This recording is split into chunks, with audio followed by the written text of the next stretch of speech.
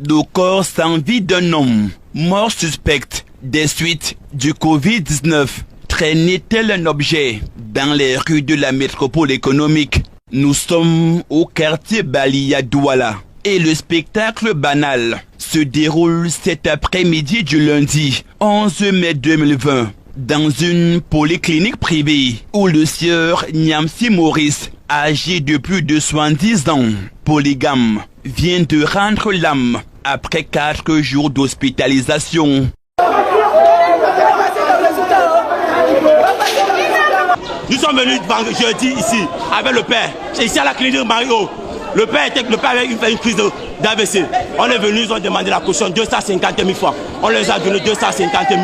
Ils nous disent qu'ils revenaient demain avec le reste. On vient vendredi matin, on demande à voir le père.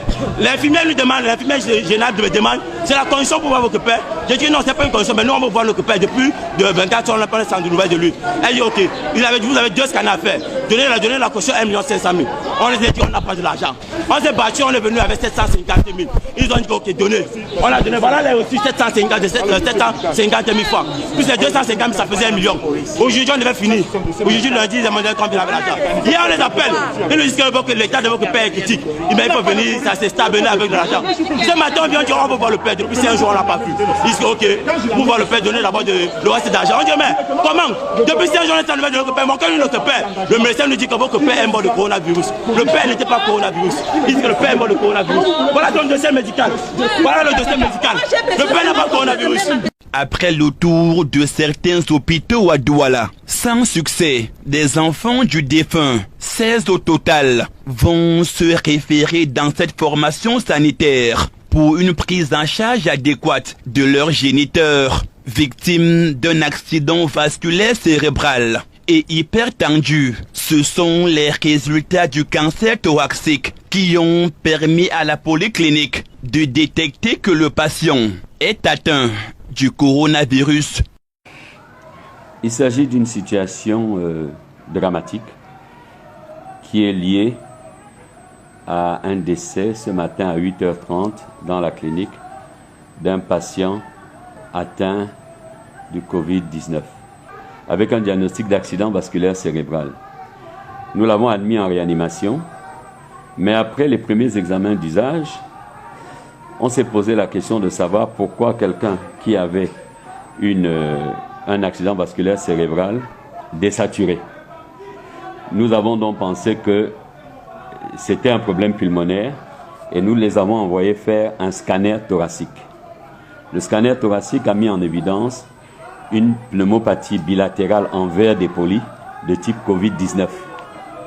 Nous les avons admis en réanimation en leur demandant d'aller à l'hôpital La Quintini parce que c'est là qu'on devait prendre ces malades en charge, mais ils nous ont dit que là-bas aussi il n'y avait pas de place.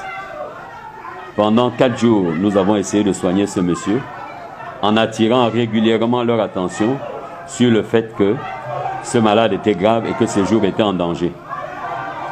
Au terme de 4 jours, il est décédé ce matin.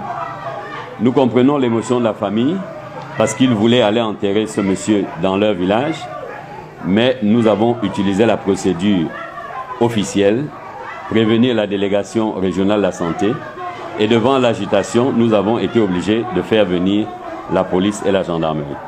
Faux et archi-faux, déclare à tue-tête la progéniture du sieur Nyamsi Maurice, très remonté contre ce centre hospitalier, et dénonce par ailleurs l'arnaque bien organisée autour de cette pandémie.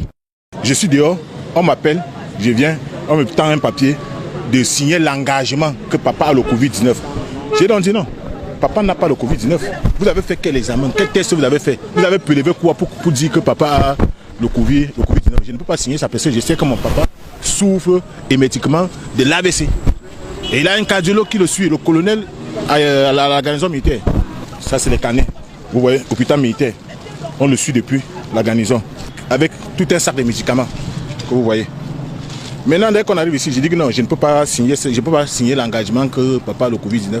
On dit ok, si tu ne peux pas, on va refaire l'autre. Ils ont refait l'autre. Le même jour, ils ont demandé une caution de 250 000. Ça a été fait. Je reviens vendredi, on me dit, je dépose encore 750 000, ça fait 1 million. Depuis ce temps jusqu'à aujourd'hui, je n'ai jamais mis l'œil sur lui. J'arrive ce matin, et il y a d'abord une femme médecine, il y a d'abord le docteur qui me dit votre papa est décédé. Le médecin de garde, il dit il est dans le coma, mais on le réanime. Il entre, il sort, son cœur bat un peu. Oh, l'autre a dit qu'il est décédé depuis. Donc présentement, quand on veut prendre le corps, on nous dit papa est atteint du Covid-19. On dit mais... Même ces femmes n'avaient pas accès de le voir depuis jeudi qu'il est ici là. Mais quand on demande, ils disent toujours que le papa a envie, que ça va aller, que ça va déjà même mieux. C'est aujourd'hui donc que mes frères ont décidé, on est resté entre nous, dit que comment on paye l'argent, même les deux personnes qui ont pris le nom, les noms et les numéros qu'ils auront assez à voir au père, les deux personnes, même personne ne voit, mais ils veulent encore qu'on paye l'argent comment. C'est là où on a causé de ça entre nous. Dit qu'aujourd'hui lundi, on va venir exiger qu'il va falloir qu'on voie le papa avant qu'il faut qu'on verse encore l'autre argent. On ne leur réclame pas 1 700 000. Je ne connais pas la facture, je sais que la famille a déjà payé de l'argent. Peut-être il reste un solde à payer, mais ce n'est pas une question de facture. On ne leur réclame pas 1 700 000, ils ont déjà payé de l'argent. Je peux comprendre que devant l'émotion du deuil, les gens soient pris de court, mais tout s'est passé dans les règles de l'art. Le dossier est là, et ce patient est sous oxygène, il utilise des antibiotiques lourds, mais là n'est pas la question. Leur détresse aujourd'hui est justifiée. Ils ont perdu un membre de leur famille. Mais ce membre de leur famille était malade. Il avait déjà fait 4 AVC et il avait d'autres facteurs de comorbidité, à savoir âgé, plus de 70 ans et hypertendu. Last d'attendre en vain la dépouille de leur papa pour inhumation. Ces hommes et femmes en furie, désormais orphelins de père, vont profiter de l'inattention du corps médical et des éléments de la gendarmerie nationale déployés sur les lieux pour s'emparer du corps, réquisitionner ce véhicule jaune et intimer l'ordre au taximan de foncer vers une destination inconnue.